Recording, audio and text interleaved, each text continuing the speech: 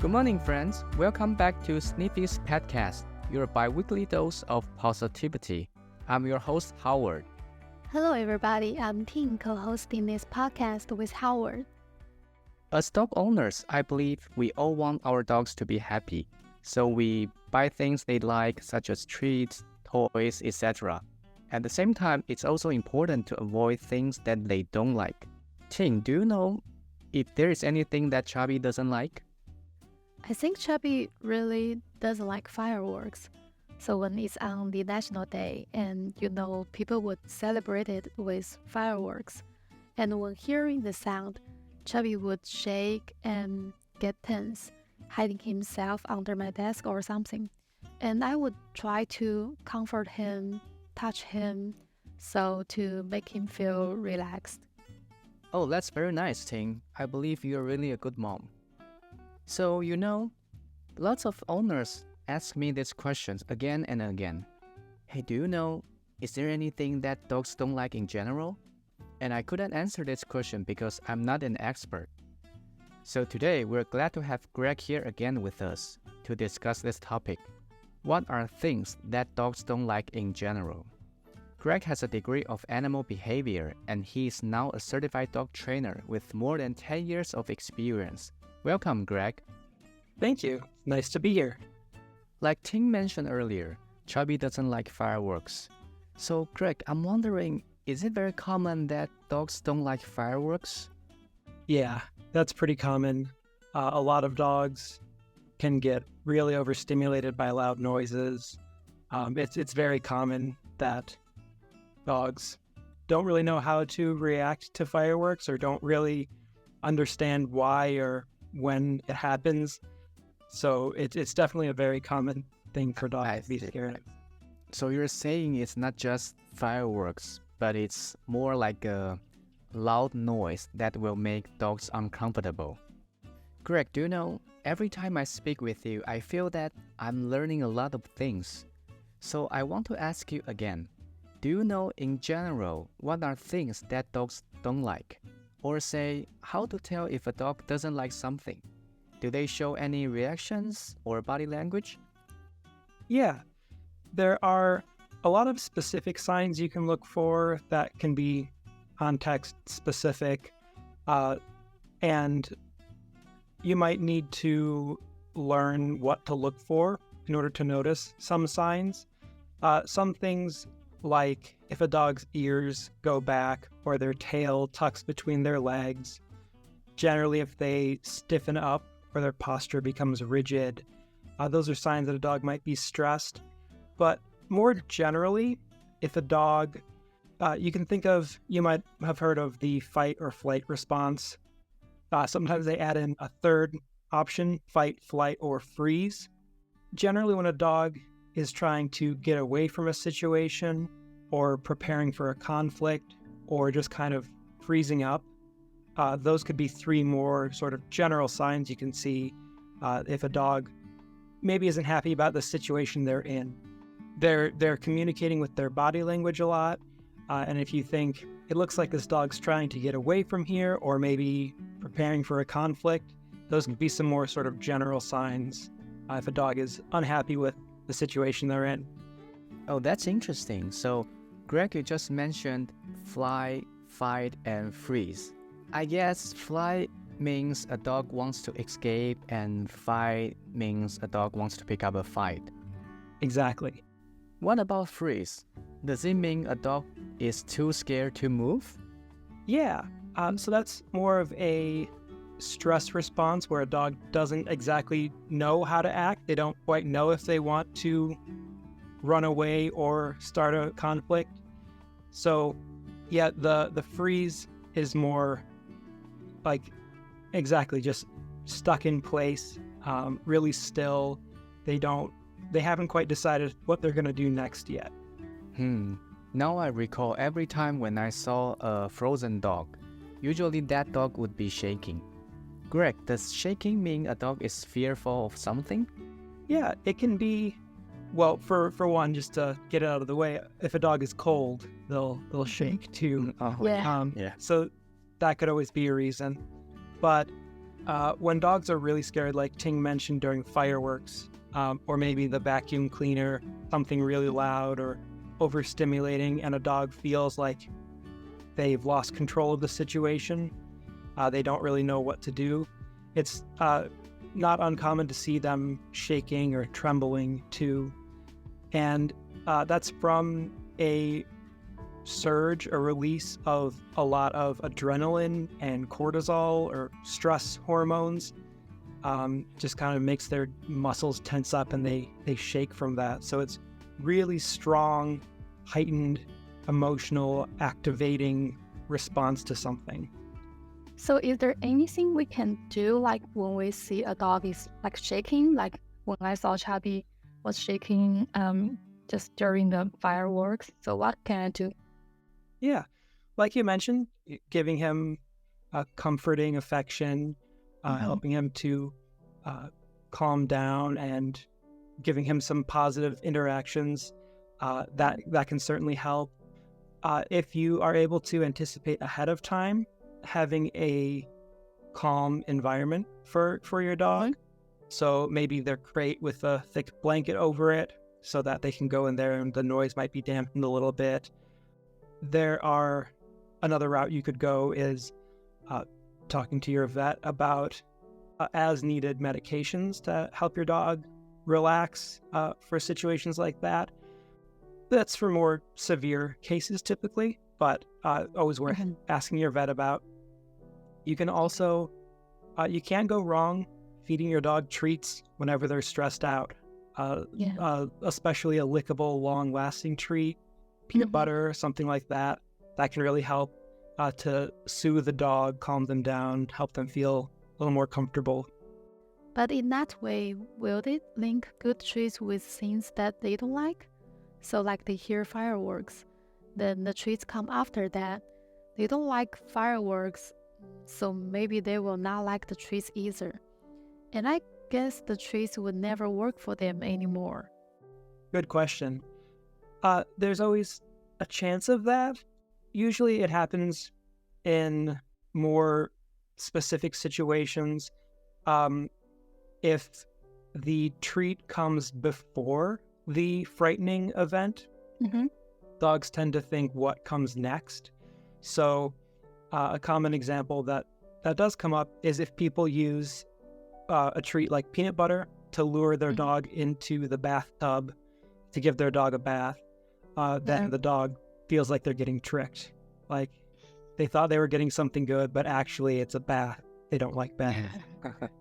So if the unpleasant thing comes first, then feeding them shouldn't be a problem because it will just help them calm down, feel better. And then, again, since dogs think what comes next time they hear fireworks, they might think, well, maybe there's peanut butter at the end of this. So they'll be looking forward to that. Oh, so the owner is very important. Yes. So, Greg, you mentioned an interesting thing that I wanted to ask. You say that dogs don't like taking bath. Do you know why is it? Is it a natural thing or? Yeah, it could be for a lot of reasons. Some dogs love the bath. Some dogs love swimming and getting wet and don't have a problem with that. One of the biggest factors is when a dog feels like they're not in control or like they're trapped. And oftentimes that's how a bath goes, right? We have to keep them in the bath until we get all the soap in and then get all the soap out. So they don't always know how much longer it's going to be, when it's going to be over. So for them, they just feel stuck. And this weird thing is happening to them that doesn't happen very often. So they're not really sure what's going on. Their coat could feel heavy and different on their bodies. The water temperature might not feel good to them. The smell of the shampoo could be really strong. The scents in shampoos are for us. Our dogs don't care what they smell like. So strong smelling shampoos could be stressful as well. I see. So we mentioned several interesting points. The first thing is that dogs don't like the situations where they don't have control. So I think it kind of makes sense because we as humans, we don't like the situations that we don't have the control as well. And the second thing you mentioned is that the smell. Do you know in general what kind of smells that dogs don't like? Yeah, that's a great question. So the way dogs perceive their world is largely through smell. Their noses are so much more powerful than ours. I think humans have, on average, like 5 million scent receptors, and dogs have, I believe, up to 250 million scent Wow. receptors. So significantly stronger. It is their primary sense. They perceive the world in a completely different way from humans. That's how they take in information. They smell everything. They are extremely good at it. They are able to pick out fine details from long distances. They can even smell things long after we would be able to smell them, any lingering smells. So they're very sensitive. That said, generally, like I said, it's how they take in their world. So a lot of smells are probably just information to dogs. Just they notice things, they perceive things, and they might not think too much about if they do or don't like it. With that said, certainly just anything very strong. If it smells strong to us, it smells way stronger to dogs. So like I mentioned, the shampoo or a really smelly candle, things that are kind of like if you ever smell vinegar or something really citrusy and it like tingles your nose, you can imagine that would feel even more so to a dog. I think just anything very overpowering or very strong would probably also interact with the dog in an intense way. I see. But I think dogs usually like strong smelling food. Yes, that's a great point. Dogs have a very keen nose for smelling out food. So food is another case, like although it's strong, but they like food. Exactly. Greg, you just mentioned that if a smell is strong to us, then it's way stronger to a dog. And I believe we all think the smell of poop is very strong and bad. But I've seen Chubby eating poop from the ground several times. So why do dogs eat poop? Yeah, no, that's a great question. It's very common. A lot of people ask that. It seems so absurd to us, but dogs and a lot of animals are scavengers. Their diet is basically whatever they can find. So dogs are omnivores. They eat plants and meat. They'll eat basically, like I said, anything they can that has nutrients for them, and they're very good at it. Dogs' digestive tracts are also way better at handling things than humans. Their stomachs are way more acidic. They're able to eat things that humans would get very sick if we tried to eat. So for dogs, generally, it's just an opportunity for more nutrition. So Ting, Chubby eats poops and he sleeps with you. So, well, I'm actually very jealous of you because, your dog sleeps with you. And my cats don't sleep with me. I don't know why. Greg, can you teach me how to make my cats or say my dogs want to sleep with me? Sure. So, yeah, that can vary a lot by the individual, of course. Some breeds of dogs, or if a dog is a breed mix, whatever their lineage may be, some have more of a predisposition for being cuddly. A lot of dogs were bred for just that purpose, to be companions and cuddly and sit on your lap and sit on your feet and keep your feet warm. It can also have to do with the dog's personal comfort.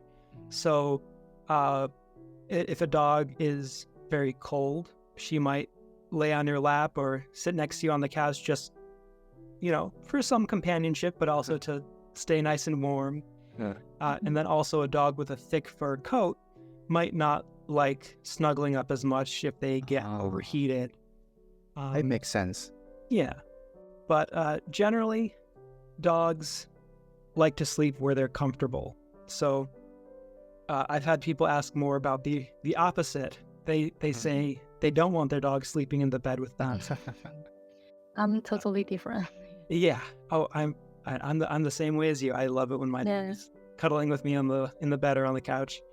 But when people say they don't want their dog sleeping in bed with them or on their furniture, I usually ask what else is available for them, because dogs are going to gravitate towards the most comfortable spot in the room. So for better or for worse, that is oftentimes your bed or the couch or your nice armchair in front of the TV. So just making a nice comfortable place for them, whether that's on your bed or not on the bed, depending on whatever you prefer. I see. Greg, since you mentioned that dogs like to sleep somewhere they feel comfortable, so I have a question for you.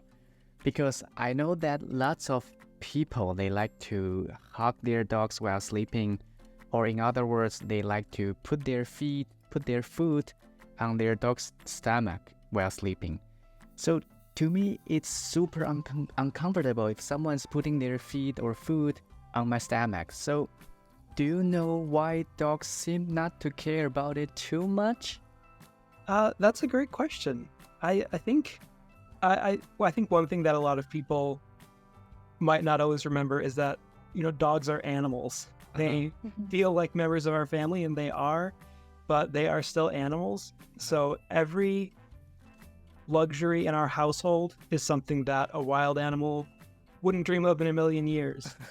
So I think dogs are used to, deep in their genetics, there's still a big part of them that's used to just living with things that we might perceive as uncomfortable. And of course, that, again, varies from individual to individual, and dogs might tolerate some things more than others. So, like temperature, like I said, if a dog gets overheated quickly, they'll get up and move somewhere cooler.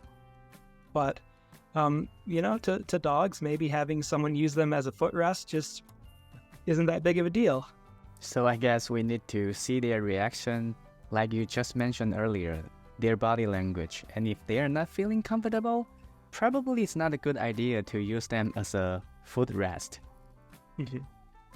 I know dogs, they have very light sleeps, and they are very easy to be woken up. But is it okay to disturb their sleeping? Would they feel unhappy? Yeah, usually dogs seem fine with it. Of course, again, I could just add the caveat to everything. It varies from dog to dog. Certainly, if your dog startles easily or seems unhappy when they get woken up, then it would be best to avoid that when possible. Again, circling back, a lot of wild animals, they're either looking for food or sleeping. So dogs sleep plenty. As their caregivers, we provide them with plenty of food, so they don't have to worry about that, which means the rest of their days can be spent sleeping, and they're pretty happy with that. Yeah, I think they are generally accustomed to being able to have a nap here and there. Again, as scavengers by nature, that's probably not unusual for them. They're used to finding some food and then having a nap, and then finding some more food, having another nap. So dogs, especially living in our homes, I'm sure they're well fed and getting plenty of sleep. So as long as your dog doesn't seem really unhappy or startles or tenses up if they wake up, they've got plenty of opportunity to nap. Thanks for sharing, Greg. Today we've covered a lot of things that dogs don't like in general, such as they don't like to be in a situation where they don't have the control, they don't like strong smells, and they don't like loud noises. Those things we could probably avoid, like food or smell, but sometimes it's impossible to avoid, for example, taking shower. So in the next episode, we will continue discussing with Greg how to help our dogs get used to those things. Stay tuned. See you next time.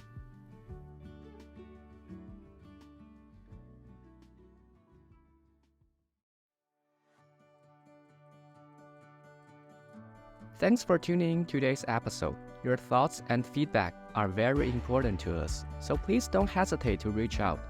Whether it's a story you'd like to share, a topic you're curious about, or you are interested in joining us as a guest speaker, please email to info@sniffylabs.com.